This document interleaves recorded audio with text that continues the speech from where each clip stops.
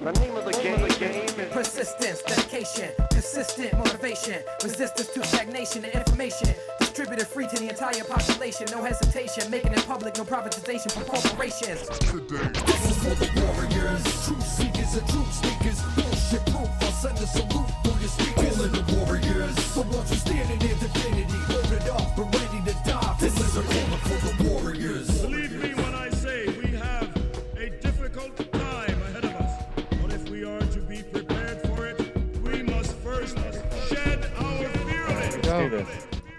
Welcome, everybody. We are here once again, another incredible One Great Work Warrior episode. And this is going to be an important one and one that you're not going to want to miss. Today, we are going to be talking about a very serious question, and that is, what is the great work? I think a lot of people, might ask that. And especially when you first start getting into learning about this and discovering it and really digging into it, you might start asking yourself, because you hear a lot of people talk about it, and that is doing the great work. And we thought this would be a great opportunity to address this and dive into it and really break down what the great work is. I'm here with a lot of incredible people.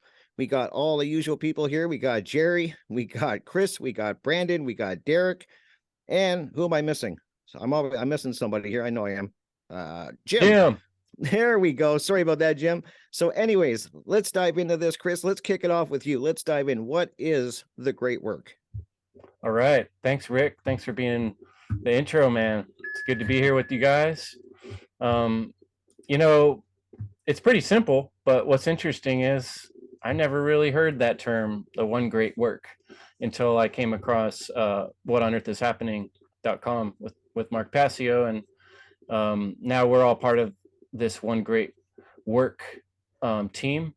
And that's kind of why I put out the call for other people that wanted to do this type of work that I love doing, which is, for me, it's all about freedom. Everything's about freedom. I think that's the main aspect to this reality that we're in, is discovering, understanding, feeling freedom. And when we recognize that we're in a world where people are saying freedom isn't free, things are pretty crooked, right? How could something not be what it is? Because we're living in a world where the truth is obscured and occulted and hidden in many ways. And so the average person is just trying to get by. They're just trying to survive. And, I think there's a big difference between being a human that's truly alive and awake and aware, that requires us to have an extra level of responsibility and recognize that not only do our actions affect everybody around us, but everybody around us affects us, and together we all affect reality itself and the outcome of what's going to happen next. And we can also see how the things we've done up to this point have brought about this cause and effect relationship. And these relationships, understanding them, looking at them, and trying to see how we can do them better and improve on them is our life task. And when we start to key into that, we start to recognize there is work to be done. That's probably why we're here. It certainly feels like that to me, because when you start doing something that's bigger than just yourself, I mean, you do have to take care of yourself, but when you start trying to think about what can I do with myself of purpose, of value, it opens up a whole new layer to life, and you become a whole another realness. I always think of it like Pinocchio becoming a real boy, when you dedicate yourself something that's bigger than just your personal egoistic survival needs. And that's what I see the one great work as, is the biggest work of all. What if we ask ourselves what is most important? That's what it is. So why don't I pass it on to Derek?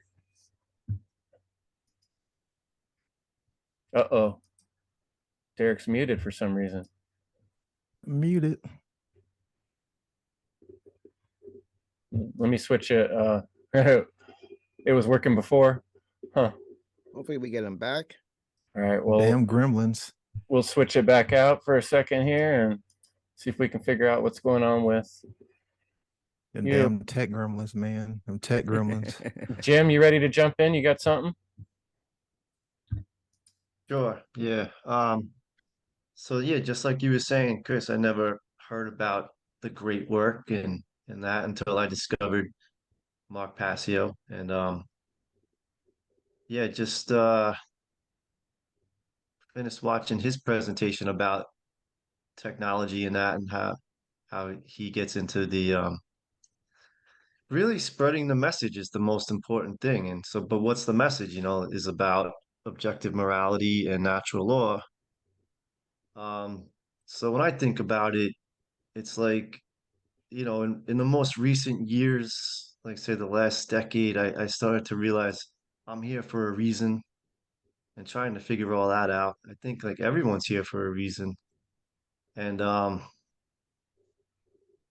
me, it's like just to once I understood moral relativism and natural law and all that, like I haven't found it that's anything more powerful than that can really make a difference in this world and get, people to live in a much better condition. So, you know, um, a lot of people say like it's impossible to wake up people, like you shouldn't even try and that, but like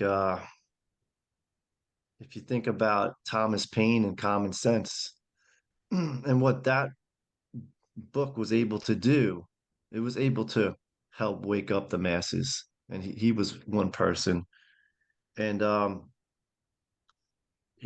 like that's part of the great work for sure. It's like how do we create like the modern day version of common sense and just keep trying all different ways to make that happen, because that was media back in the day. That was when a lot of more people were beginning to read and all over the world. So that was the technology of the day. Um, but yeah, now there's so much more of an opportunity for us to spread a message around the world. So yeah, I mean, totally, that I'll come at it, from that with, you know, the technological aspect. It's like we want to spread this message. Well, what's the best way to do it, And so, of course, become through literacy, computer literacy, and just learning as much as you can. And that's what I've been up to, and slowly, and I got a long way to go, but I do understand how important that is to for me to learn because it was the a book that sparked the revolution in people's minds to fight against the king that over 200 years ago, but that made such a huge difference in the world. And so, how do we create this revolution in people's minds? Through it's always going to be through a mass spreading technology. And another big one is just I inaction is an action. Doing nothing. Once you know all this stuff and you don't do anything, the inaction of that's your action. You like that's shit if you're not doing anything. Like once you realize you gotta do it and overcome the fear is a big one. And like I know overcoming the fear is huge. Like just the fact that I'm sitting here right now, being able to talk and not caring who sees it anymore is a big deal for me. And like I know, like say I stopped drinking 7 years ago or 6 years ago. I started the work before that since like whatever 2012. I started learning meditation and all that. And I do know that like Brandon's going to go more into this inner work, which is so much a great part of the great work is the inner work. That's how I got here. When I started to like say, look at myself and hold myself accountable, like and to find out who I am and got to a point where I could stop drinking and like hiding from and being irresponsible and all that, taking on more responsibility. So I'll let Brandon get into that. Thank you. Thank you for that, Jim. And I first heard about this term, the great work, studying the alchemical traditions. And if anyone is not familiar with that, it was about changing base metals or things like lead into gold. And this was symbolic or an allegory for changing one's consciousness, healing one's trauma and doing the shadow work. Because three things that was always involved in the tradition of alchemy, was the lab, or the magician's lab, or the alchemical lab, which was symbolic of the self, the mind, the inner journey. And it was always talking about dissolution, dissolving, purification, and transmutation, because the lead or the base metals was our ignorance, our unconscious, our trauma, our emotional, reactions, us not knowing, and all of the unconscious behaviors from negative forms of programming. So the um um the hermit or the alchemist was always in the lab purifying, dissolving, mixing, and blending, trying to figure out what worked. Well, this was symbolic of doing the inner work, you know, um, breaking down our ego, because to dissolve something means to break down or take it from a solid to a liquid. Then, therefore, if something is being dissolved, it makes it easier to work with.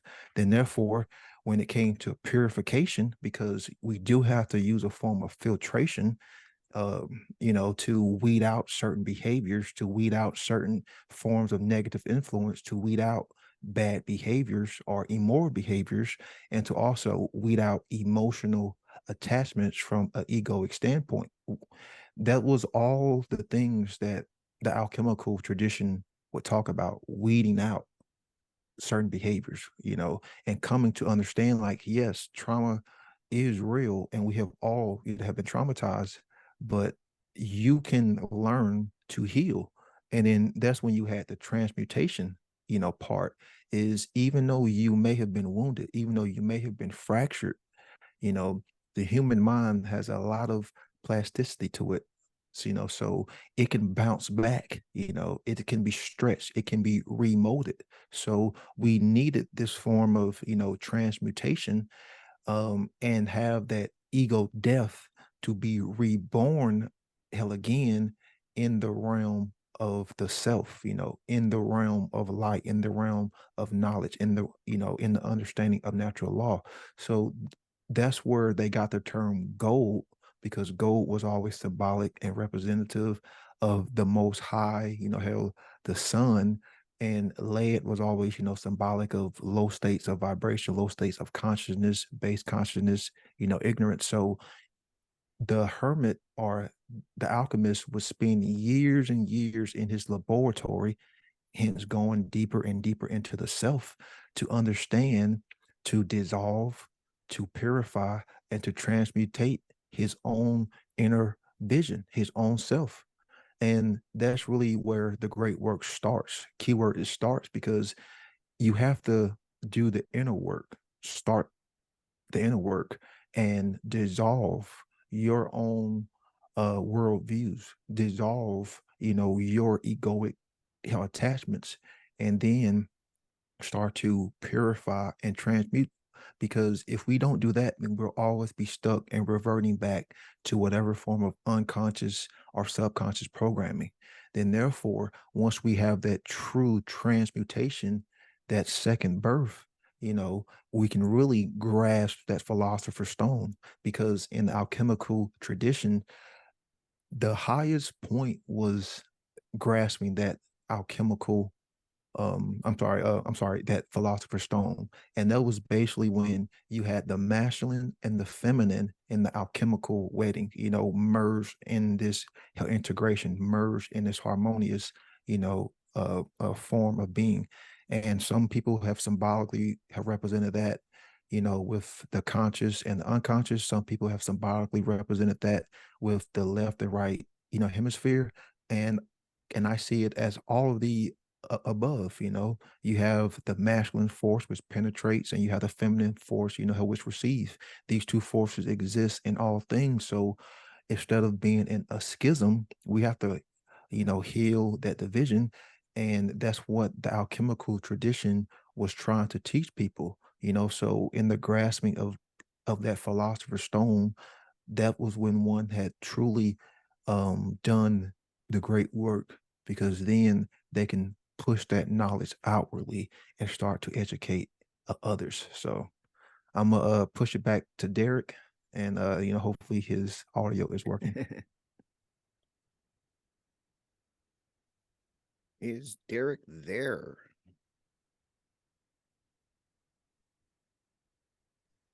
Huh. Still no audio.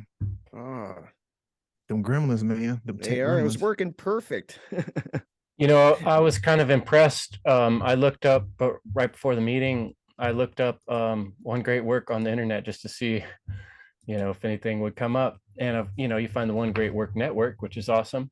But actually, That's on cool. Wikipedia, I was kind of surprised. I had a pretty decent description. It says the great work, a term used in Hermeticism and occult traditions, such as Thelema, accomplishing the great work symbolized as the creation of the philosopher's stone, as Brandon just talked about, represents the culmination of the spiritual path, the attainment of enlightenment, and rescue of the human soul from the unconscious forces which bind it.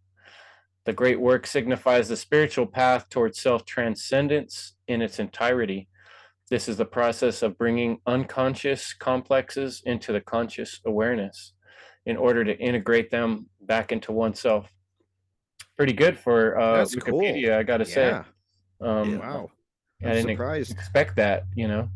Yeah, So I'm yeah, it's surprised. pretty cool. Wow. Let me pass it off to Jerry. Jerry, what do you got to say in regards to the one great work and being a one Well, great work warrior? Yeah. oh, there's Derek. He's Derek back. is back. No, advise you go. Jerry, you're good, man. Well, I want to hear what you have to say, brother. I'll pass it to you. All right. Well, thank you so much. And sorry, I don't know what the hell. Just unplugged and plugged back in the microphone. Everything was good to go. And yeah, part of the great work is, you know, when you're creating whatever kind of you want to be at the top of your game and always looking to, you know, refine and just stay on top, level up and whatever. But yeah, Brandon, I love what you had to say, because yeah, and yeah, Jim as well. It definitely always starts from within. And are we going to be the master builders of our own life from the inside outwards? And, you know, what are we going to be projecting in the reality field, in our local environments, our families, our friendships, all that stuff? And yeah, building that inner temple takes a lot of work. There's, you know, maintenance involved year after year. Just think about any kind of given building, whatever. And yes, the firm foundations of eternal principles, a la natural law, cosmic law, universal law, a lot of things that have been, you know, not going to get into semantics, but y'all already know already. But the two pillars that are really going to be, you know, the base of everything is that holy matrimony, alchemical wedding, like Brandon said, of the divine feminine, masculine. And over time, you know, sometimes, you know, these pillars can be, you know, leaning to whatever, and we got to just keep our stuff in check and do that inner work all the time. It's a daily operation, like I like to say, and just holding firm on principles and, you know, keeping that balance between the two pillars and holding them upright, right?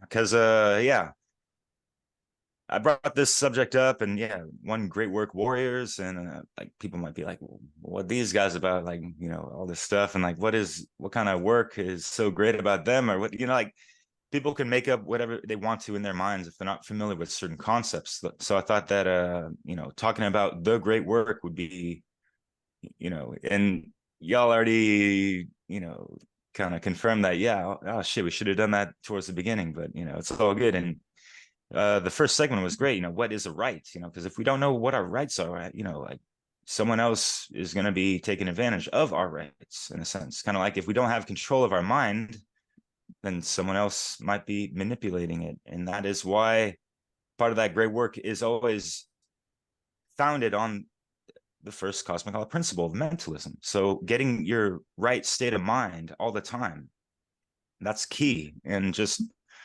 being in this collective consciousness, there's so many influences and all types of scattered or fragmented consciousnesses. And y'all were talking about like different forms of media before, and just like we're subjected to so much stuff since we're as soon as we're born, pretty much. And yeah, like whatever statistics there are in regards to like a child nowadays is subjected to umpteen thousand ads per, I want to say, a day now, because things are so ridiculous. But yeah, you know. So Jerry, what's good, brother?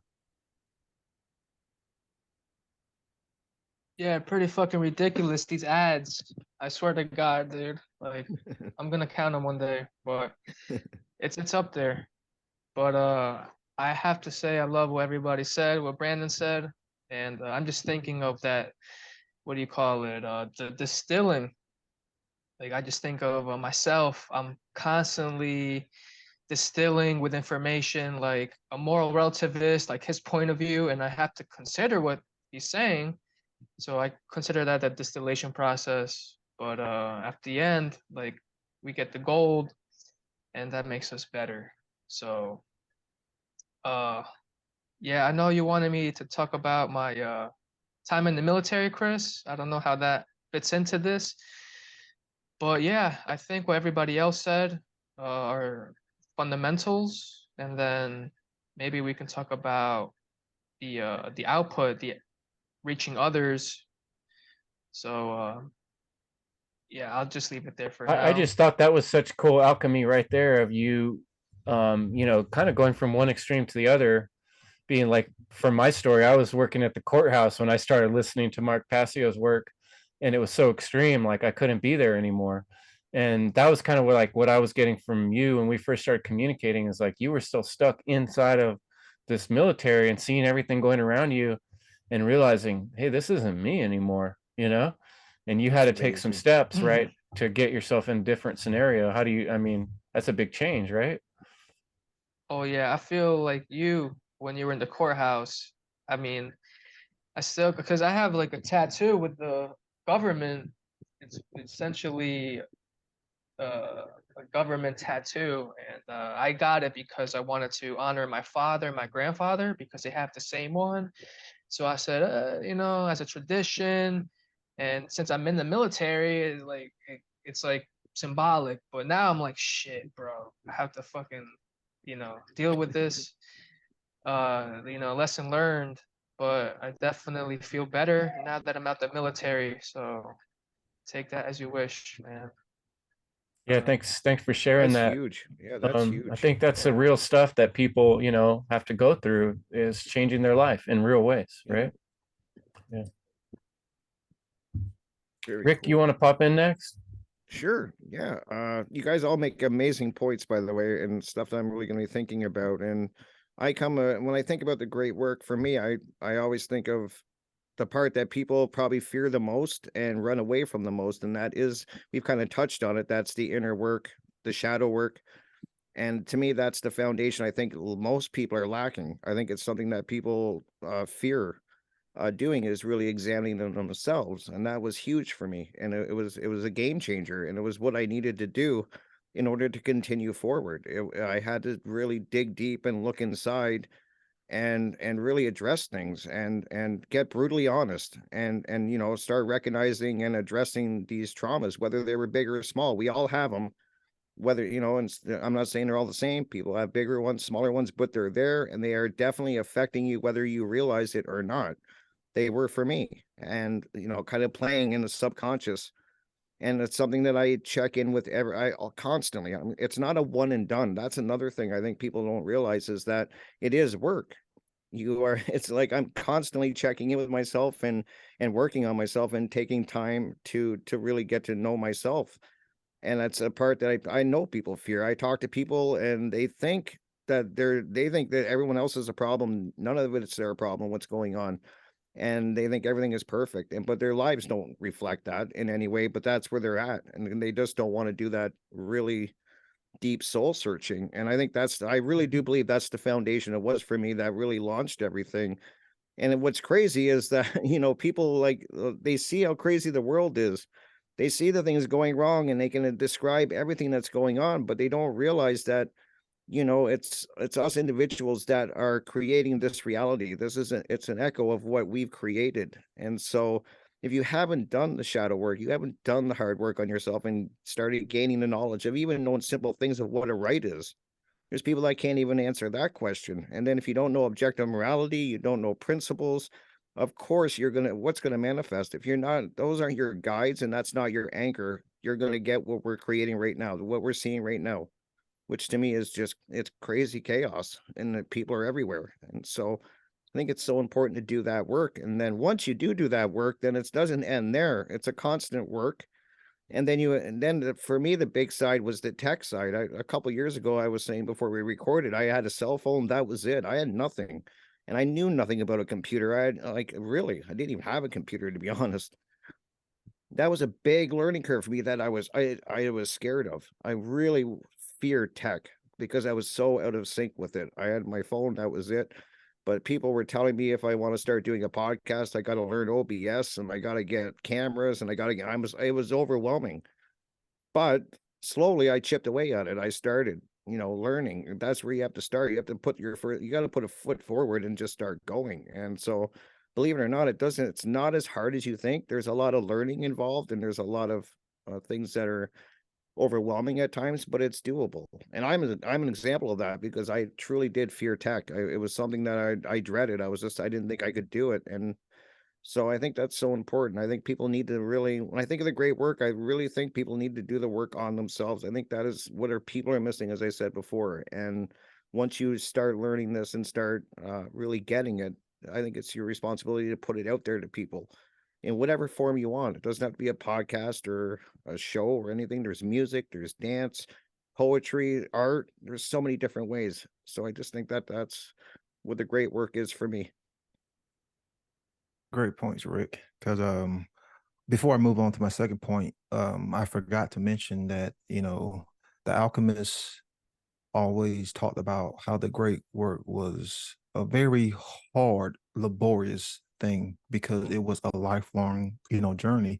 Mhm. And, the symbolic allegory of turning base metals or lead into gold, it was always, used like a constant, persistent pressure because pressure is the force which causes change. So you can imagine if you had some lead and just constantly just rubbing, putting pressure, and many decades later it would eventually turn for into gold. Well, that was symbolic of the laborious task because it is hard, trying to help fix yourself. And then too, the amount of care that was required, the amount of willpower, the amount of dedication and sacrifice, being in the lab, going within yourself requires sacrifice. It required all of these key elements, that we have talked about, because, it wasn't like, how like Rick said, it wasn't like, you do it once. No, you was always going back to the lab. You was always going back, hell to the drawing board, because there's always going to be things that will pop up. There's always going to be new information that'll, pop in. And then you're always going to learn like, hey, maybe there's something about me that needs to be fixed, so you had to have the tools in order to do the job. And that's what the alchemists always made clear. And that's why I try to make clear to people, like, honestly, doing this kind of work, it's not easy. It really isn't. And I want to make that clear to people, doing the shadow work is not easy. It takes time, it ain't like you're just going to do it, overnight. How the alchemist would spend 50 years in his laboratory, and as I said earlier, because it starts off as an internal process, so as you have made that change internally, you start to push it out externally and try to educate others. And that's what the hermit would try to do. That's what the sage would try to do, would put that information out there back for others. And in today's world, we do that with technology, so technology is a huge aspect of doing all aspect of the great work. Because even when taking in information, to truly change yourself, like like Mark said in his presentation for Seed 5, a lot of people take in knowledge through technology. A lot of people will listen to podcasts, will listen to lectures, will watch presentations. So, technology is a a great tool when assisting in doing the great work. And that's how we spread the information back out there, because what good is it if it's just you, who knows all this stuff? You want to share this love, it's like a child, how when a child has a toy and he loves it so much, he shows that toy to everybody. Like he will take it and show it to everybody. Well, it's the same thing, hell, if you truly love and care for the truth, you truly love and care for the knowledge, you'll share it and put it back out there for everyone. So look at it as the last step in the trivium, as the output, the wisdom stage. You are sharing what you've come to know. You're sharing what you've come to understand with everyone else, and you're putting it back out there in the world for others to learn. And that doesn't mean, that people will take the information, but you are still making it hell available. You're putting it back out there into the all. And that's what, the sage or the hermit, would do, put it back out there to try to educate others so they can try to, raise their consciousness, so they can, start doing the shadow work, or, start within the great work, internally, so if people aren't putting the information back out there, then it's kind of like a selfish thing, because who are you to think that you can, hoard all the information? Is that not what the social engineers, like are doing? It's not just good enough to know, what good is knowledge if it's not properly applied, you know? And again, I'm going to say that. What good is knowledge if it's not properly applied? You can know all the things in the universe, but what good is that if you don't apply it in reality? If you don't, put it back out there for others in the form of right action with these hands? And sadly, that's what so many people are not doing. There are a lot of people who are knowledgeable. I've come across them like in real life. I've seen them for, like in the comments, but there's still something that's holding them back from putting it back out there for other people to learn, to educate, and to raise their consciousness.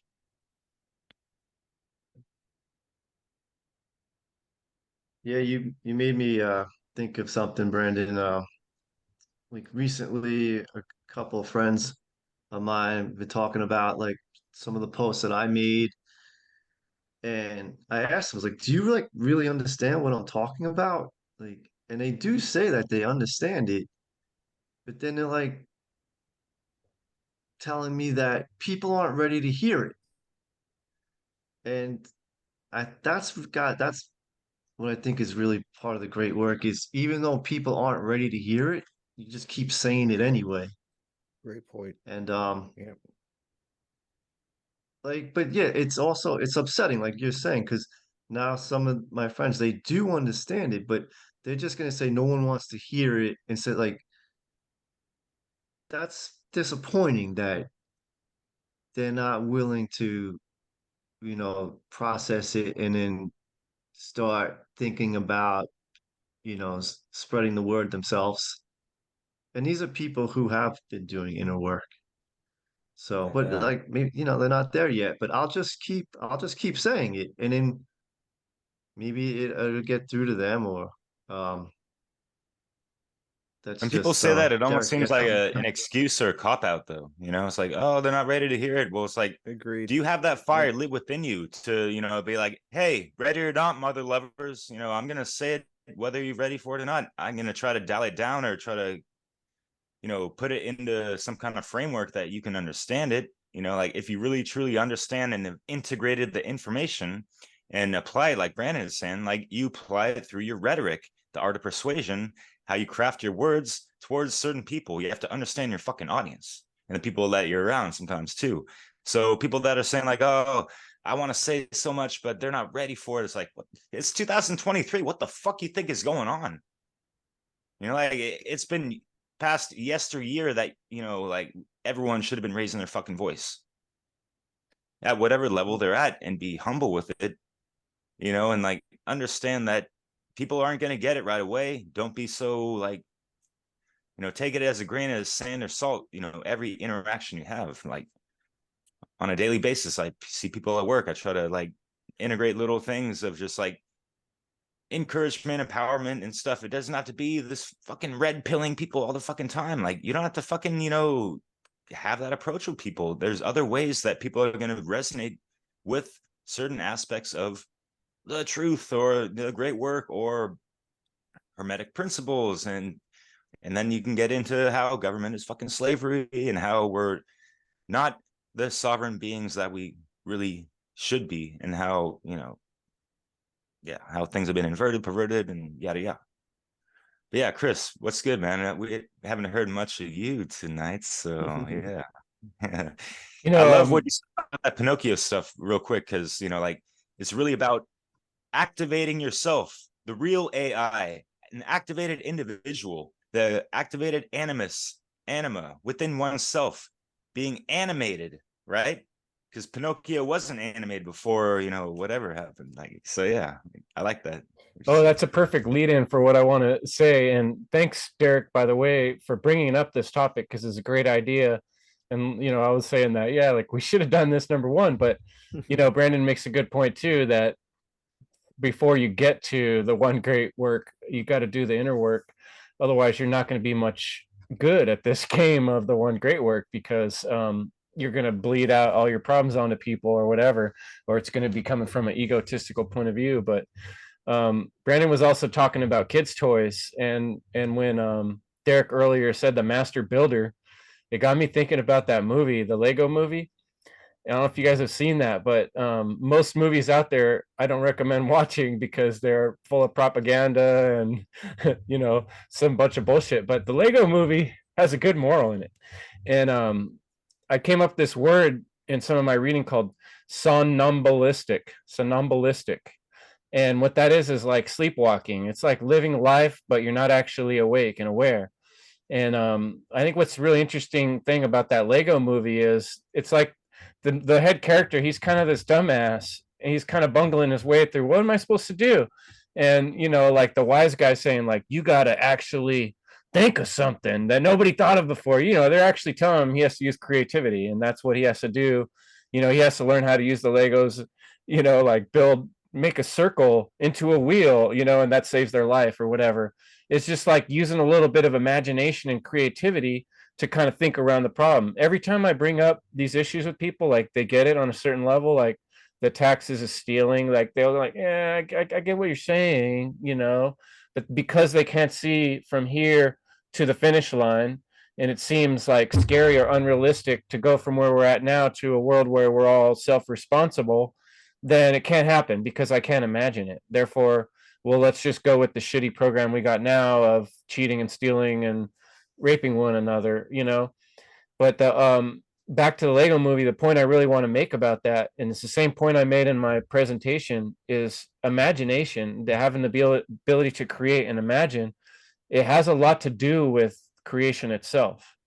And like people that are somnambulistic, that are asleep, they must not get that there's a God, that there is a master builder, you know, that there is intelligence, you know, mentalism, like you talked about. The universe is intelligent. And this is an amazing, fantastic, mind-blowing experience we're having here, that we get an opportunity to live and be part of this amazing experience of creation. And how real is that? And how amazing is that? Why the fuck would you sleep through that? You know, there's work to be done. And that's if you're tuned in, and if you've done the work enough to where your brain's not constantly distracted by all the little bullshit in Lego world, and you can actually focus for long enough to listen to the voice inside of you, it's going to tell you, do something good, do something that shows you care, and true care is always going to be a level of hard work or frustration or pain, but it doesn't have to be suffering, because we're not choosing just to, like we talked about before, just to go through all the terrible bad things just to go through the terrible bad things. We're going through difficulties and struggles so that at the end of the road, we can make things better for all, everyone concerned, the great all. And to me, that even in that Lego movie at the end, he got everybody to link their hands and make a bridge so they all work together, right? But without him having that ingenuity and inspiration, then everybody else just didn't do shit. They were just sleeping. They were just in the material world. There's nothing more to it. And so a lot of this is recognizing that the world we're in is amazing and there is a great spirit, and that when you awaken to that, then you feel the joy of caring about that, and then you can receive the messages and directions of what should I do with myself. That takes initiative, which is the master builder. It's creativity, it's thinking, working through those frustrations. Right. You had brought up the imagination, and who has some of the biggest, brightest imagination? Children. So a part of the great work is educating and teaching children these concepts of our natural law, freedom, rights, free will choice, and of course, the spiritual, essence that we all, possess. And I highly encourage, everyone to check out Enoch Martin's work and Will Keller. This is something that Will Keller always talks about, is educating the next generation. So if you have kids, or if you work around kids, if you work around the youth, if you work around the next generation, we have a moral obligation to teach them these same concepts. Because think about it, in 10 to 15 years, they're going to be grown up and they're going to be adults, and then they're going to be turning freaking the parents. So we want to make sure that this knowledge stays present within them. This is the passing of the lamp that I talked about in my presentation. We are keeping that fire alive by educating them and installing the correct form of mind influence within them, so that they aren't going down this terrible path, that they aren't making these same mistakes. And I like that, like this is being brought up more in the natural law, community. It was something that was talked about in Funnel 3, and, something that was talked about in the recent, Seed 5, which everyone needs to check out videos to both conferences. But yeah, in morally educating, the youth, and not just turning a blind eye to it, because sadly, we as adults have failed the next generation. We have failed the youth. This is something that also that how Cat Waters talks about, in the whole destructive family dynamic. It is how families are failing their children. They're not teaching these moral concepts. We're actually installing more and more trauma. We're installing more and more negative forms of programming. We are teaching them to worship the state. We're teaching them to bow down to authority. Recently today, I was calling a game and I heard a woman say her son joined the Air Force. And I'm like, oh, I'm like, oh my gosh, that means you're a bad parent. Because I'm sorry, whenever I hear someone saying that, like their child is joining the military, I want to say, man, you are a bad parent. Like, I'm sorry, because we're not teaching these, we're not installing these moral principles within the next generation. And then they're growing up and they're making the same fucking mistakes that their parents have made, that their grandparents have made. And that's how we continue to perpetuate this wheel of suffering, by not morally educating the youth. But who is educating the youth? The state, And fucking Disney. Yeah, and all these corporations, they are installing, Jerry called it ads earlier. I like to call it aids. They're installing these aids, these ads, in the youth's mind. and literally polluting them. They're being polluted with hypersexualization, obeying authority, not teaching any form of principles, integrity, nothing about truth, nothing about honor, nothing about honesty, nothing about consciousness, and of course, nothing about spirituality, and of course, nothing about objective morality. Because of course, the state and authority, they all want these concepts to not be present, so therefore they can install their negative programming. So we have a moral obligation as adults to install the correct principles within the youth. And if you have kids, you should be introducing these topics of natural law, freedom, what is not the right, what coercion means, why the state is immoral, and these spiritual concepts. And you can even start getting into some light occult teachings, because believe it or not, kids can understand a lot more than we give them credit for. And then two, as you are working, these concepts in, you can learn from these kids, you can learn from the youth, because there is a lot to be gained. And then two, it even creates a deeper bond, hell, with this next generation, because there is a huge disconnect. Well, how do we bridge that gap? We have to start when they are young, man. And I've always said, from as soon as that child is birthed, and that's when you should be start installing these forms of positive programming. And that's why you need to understand these concepts of psychology. You can use the same techniques of mind control for mind influence in a positive way. You can use subliminal messages for in a positive way.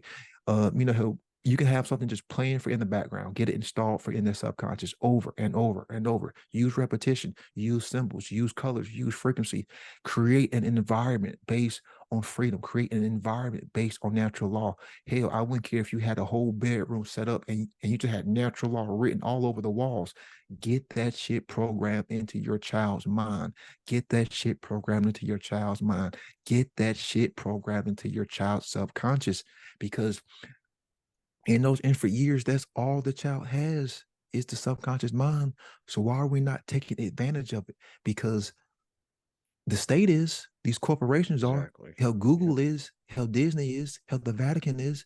So why are we not using these same tools for mind influence? We are actually missing on a great opportunity here, because if we truly cared and we truly morally educated the next generation, then we can actually start to see some fucking results. But sadly, most people are doing what? Putting their child in front of a tablet, putting their child in front of a television, sending their kid to these state indoctrinated slave camps, installing these, how these same traumatic forms of programming, pushing these hypersexualization hell upon the youth. We are literally failing the youth, man. And it's disgusting. It's disgusting. So yeah, if people want to dive deeper, I highly encourage them. Check out Will Keller's work. He talked about this in almost every presentation. And check out Inaka Martin's work, because she put out a wonderful book that can be brought about teaching the 7 Hermetic principles in a very, very simple and easy way that even a child can understand. And I have the book. So, I highly encourage, everyone, if you have children, to check out the book. Give to nature and nature will give to you. Give that. Yeah. Yep. Yeah, Brandon, real quick. I just want to say, just 2 seconds. There's also a great couple, Loveolution. They're raising their kid. He's like 5 years old. He was watching the Funnel conference, which is, Funnel is an acronym, for those that don't know, Freedom Under Natural Law. And there was a great conference this past June, as well as the Seed 5, Metamorphosis, dozens of speakers. But and like, Brandon, what you said is so important. I wanted to say this real quick, is that, all right, so there's a lot of parents out there, kind of like Jim, what you were saying, is like, oh, people aren't ready and this and that. Oh, the kid is too young, he's not ready to hear this and that. And it's same with how some parents kind of introduce foods to kids and this and that. And I have friends in France that are like, hey, my 2-year-old kid eats what I eat, pretty much. It's like, No problem with that, whatever. And like, so why not take the informational food, the soul food, and, you know, do the same thing? You know, like, why subject them to the, you know, this like Pepper Pig, this dumbass fucking like mediocre like shit that, you know, people have their kids, you know, just like parents want to have their time. And so yeah, Brandon, like you said, like throw them in front of a tablet and there you go. And it ain't fucking, it's like lukewarm fucking like shit, you know what I mean? It ain't the bee's knees, even though it's in like fucking like every country, whatever. So yeah, like there's the onslaught on your kids through unfortunate, you know, shitty forms of media. What are you gonna do about it? It's not, I'm not talking to y'all, but it's just like the audience out there. So we have to take it upon ourselves to a good degree, homeschool them if you can. If you can't, then, you know, there's that kind of battle with deprogramming your kid of what they've been subjected to through the public school system and yada yada. That's kind of all I had to say about that real quick. So yeah, thank you, whoever was. Yeah. And I think it's important to remember too that we're all examples. You know, like if you don't have children of your own, you're still in the thought process of other human beings around you and young people. And so everything we do has an impact, just like you throw pebbles into the water. Every single pebble that hits that meniscus of the water is going to send out rings of reverberations and affect everything around you. So that's where that inner work comes in so important, and is like we have to keep constantly analyzing and reanalyzing ourselves and peeling off our old skin and rebirthing ourselves into a new version, a new better version of ourselves. And you know, there's no point at which we just reach enlightenment and we got it right. If you reach enlightenment in this world right now, it's realizing this shit's fucked up, you know, which means that there's a lot of work to do. You don't got it until all humans are free and not stealing from one another, you know. So we got a lot of work to do, and I think personally, taking the initiative is like one of the biggest takeaways I hope people take away from what I'm trying to present, is that, you know, like in that story of talk about child that I was describing in the Lego movie, the dad is like trying to build a whole city out of Lego blocks, and he wants to structure everything, and he's so involved in the materialistic world, which is where most parents are at. Like, I need to make enough money so my kid could go to a good school and I could get him a good car or whatever. It's like super material based point of view on everything, and then sacrificing morals and principles because it just doesn't tie in with the reality right now. And so that really requires, to make this shift and to become a real boy, is to recognize that poor little kid's imagination was getting destroyed in that process. And until the father had the sense to stop, you know, caring more about his work and, you know, these buildings, and notice that his child, they only have so much time when their imagination is open and they're learning. That's the time where you need to be for them, there for them, and care with them and play with them, and help them grow their imagination. And so I think we all do that in a billion ways in everything we do and the examples we set forward. So in what ways in your life are you taking the initiative to bring something new into this realm and help people see something they didn't see before? If you're not doing that, then you're going to be coming up short, and you're going to feel it in some way or another. It's going to show up in your life. The universe will show you, here's where you're coming up short, and you're going to be suffering, you know?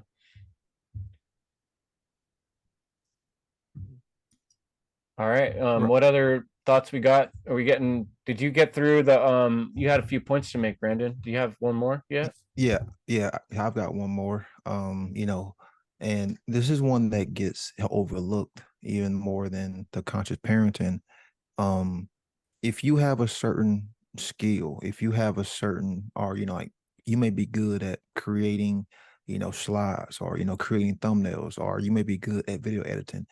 You may can provide a certain service, you know, for, you know, individuals who are artists, or you know, for individuals who are involved in the one great work. You know, there are some content creators who are fortunate enough to have a team. You know, they may have a producer, you know, they may have someone who creates slides, they may have someone who does their video editing.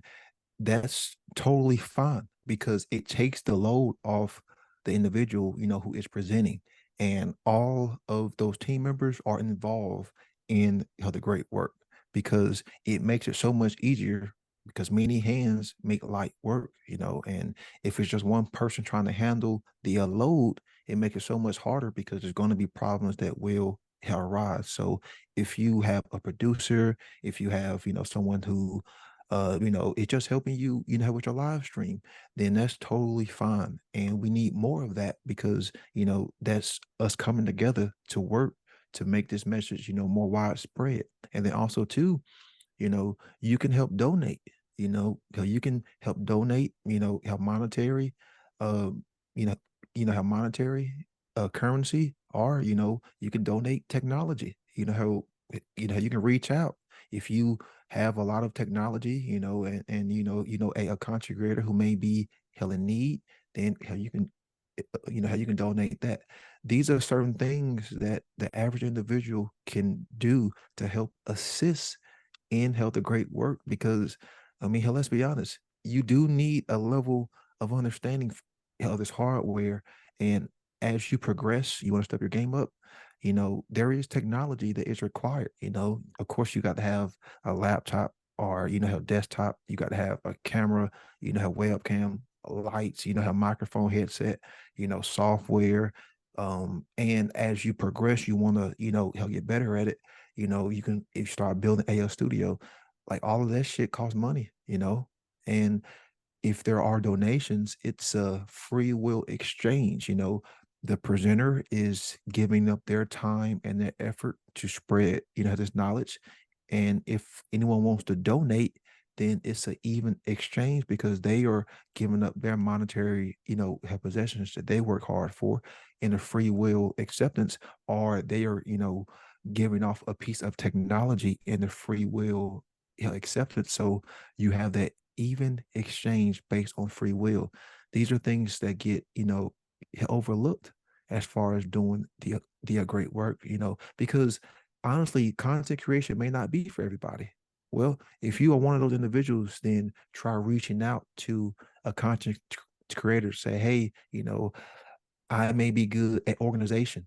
How can I help you, in organizing with other people? Or, let's say you may be good at marketing, then you can reach out to a content creator and say, hey, here's my skill. How can I help assist you in getting your message out even further? Because believe it or not, there's a lot of things that go on behind the scenes, and we need more people willing to step up to help assist those individuals, and therefore take some of that load off.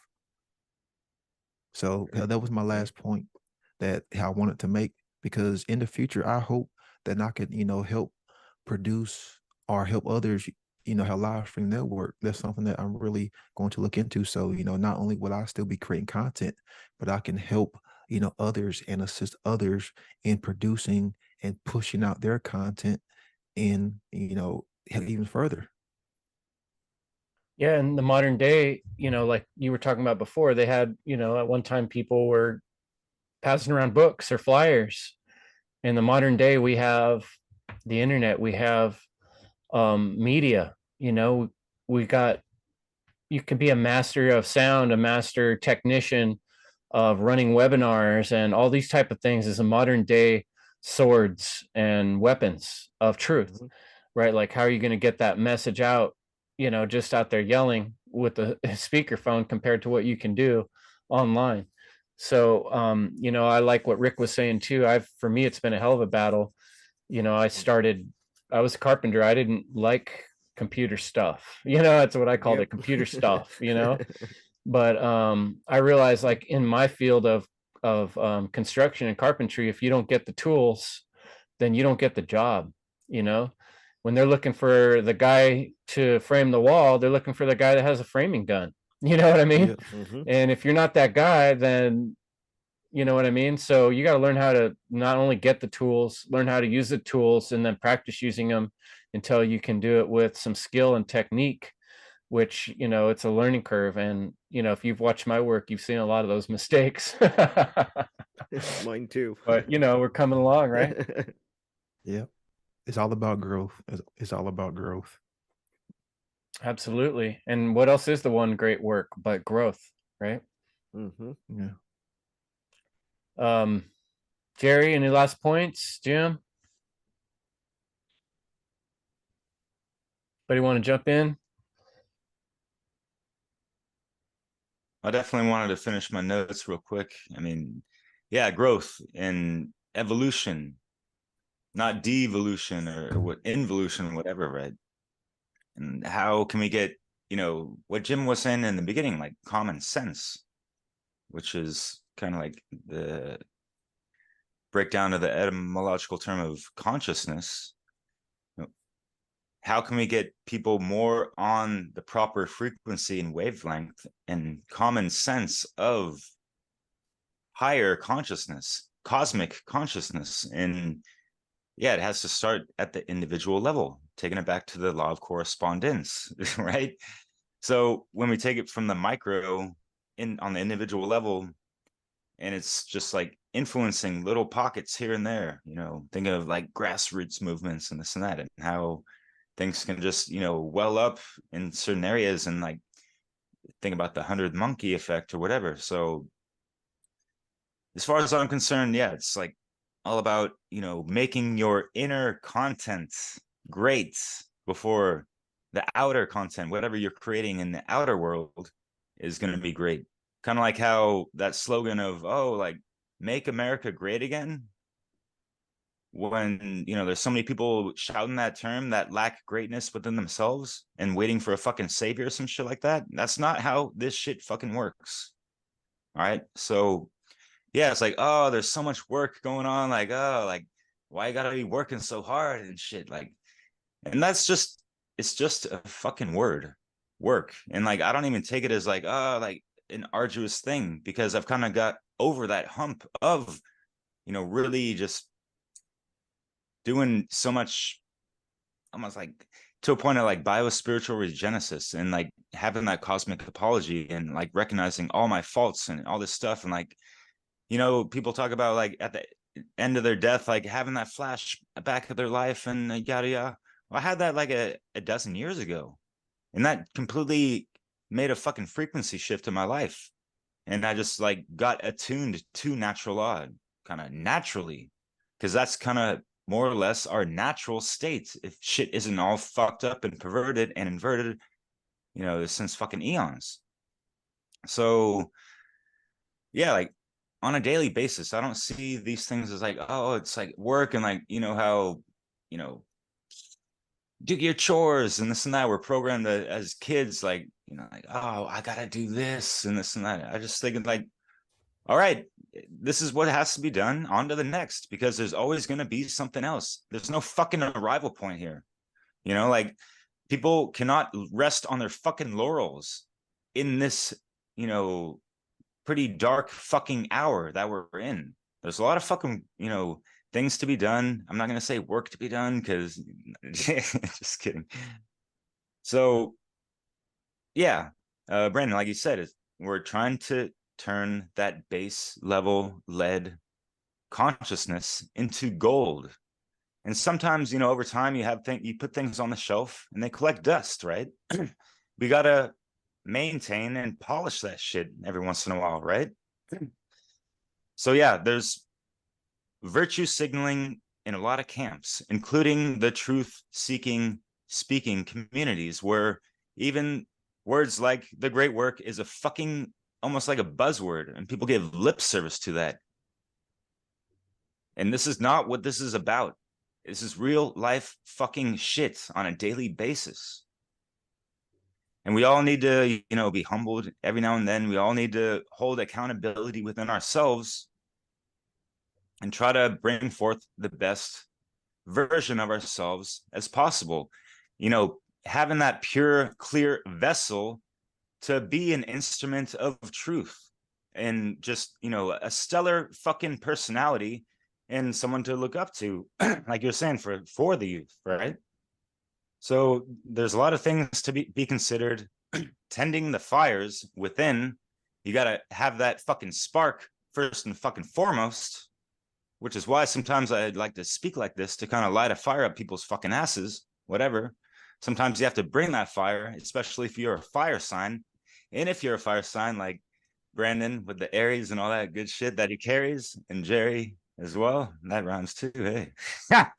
Then yeah, there's actually extra inner fucking work to kind of tend to those fires because they can burn a motherfucker up and people around them. So that's part of the, you know, journey I've been on. And just, you know, yeah, we have to have that redeemer in the back of our minds as well. If we make mistakes, you know, so that no one is infallible. So we have to understand that, pay respects to the divine feminine, divine masculine, not have so much yang up in your thing, and not be so fucking passive as well. So try to uphold your rights, the truth, with a capital, all caps, you know, and try to spread some kind of joy even throughout the darkness. Be that fucking light. And even one flicker of light, like a candlestick in a room of darkness, yes, the darkness will pay attention to that because it's the only thing that can be fixated in a realm of darkness. So how are you going to maintain your inner flame? Kind of part of the games. Yeah, Beautiful. cheers. Yes, and I love how that reflects too Brandon's work with the fire and the everlasting lamp. And you know, the truth is, this fire is burning inside of everyone, and a lot of people are just like I'm saying, that somnambulistic state where it's just being covered up. And if you do that, it'll burn you up from the inside. You know, one way or another, you're going to be burning yourself on the inside if you're not transmuting that fire or putting something out there with it. Especially people that have come to recognize the state of things in this world, and they see the evils and they see the bad things.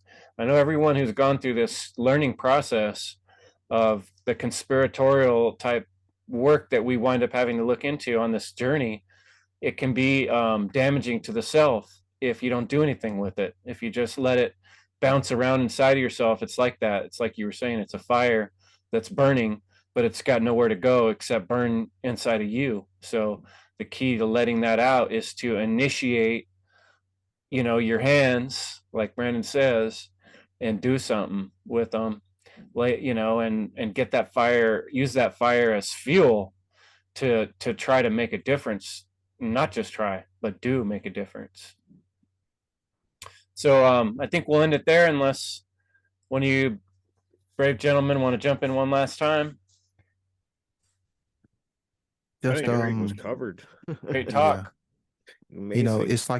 it's like sharpening a sword, you know, because you know we hear about the sword help truth, you know, but just like with any blade, with any edge, if you use it a lot, it starts to become dull, you know. And if you've ever sharpened any blade, it requires pressure. You know, you have to use pressure, you know, because I've sharpened, you know, how many knives you got to, you know, have it at a certain angle and pressure is required. Well, you know, if we were not putting pressure on ourselves to do that interchange, then the universe will eventually put pressure on us by the way of Themis. So I would rather choose the first option and not the latter because regardless of not inevitably, we're all are going to be faced and forced to change. It's just the amount of pressure that's going to be, you know, required. Some people are going to require way more pressure, you know, than others. But, you know, at the end of the day, we're all are going to be forced and faced to change ourselves and come to learn these topics. It's just a matter of how much pressure is going to be, you know, required. And sadly, we keep seeing more and more pressure being put on mankind because we refuse to face this change. Mhm. The heat is on. Yeah, Yeah. just wanted to say real quick that I was just like Rick and Chris when it came to computers. I wanted nothing to do with it, and I'm still like, you know, working my way through it. But once you know, you know. Like anyone who gets this stuff, once you know, you know. And what a tremendous opportunity it is for us in this day and age to use this technology to counteract those dark forces, you know? Like, Yeah. so And if you understand you can be a stand for truth and morality, and you don't do anything, like I said earlier, that inaction is an action. So doing nothing is your action. And you'll go to your deathbed with a lot of regret, you know. So that's just the last thing I was gonna say. Just do it. Do it. Do Thanks for it. listening, folks. And thanks for coming and joining me for this conversation. Brandon, Rick, Jerry, Derek, Jim, you guys are awesome. I really appreciate your thoughts and presence, and it makes me, every time we have these conversations, we all have to think about it, and we're doing that inner work ourselves and looking at our life and wondering, do I got this right? And how do I say it? So it's great work. Let's keep it up. Yeah. Thanks, you, folks. Chris. Thanks, Chris. Guys. Thank you. Seed 5 Metamorphosis, September 23rd and 24th, a free online conference about the occult, esotericism, freedom, history, philosophy, symbology, and natural law. Register at seedtruth.com.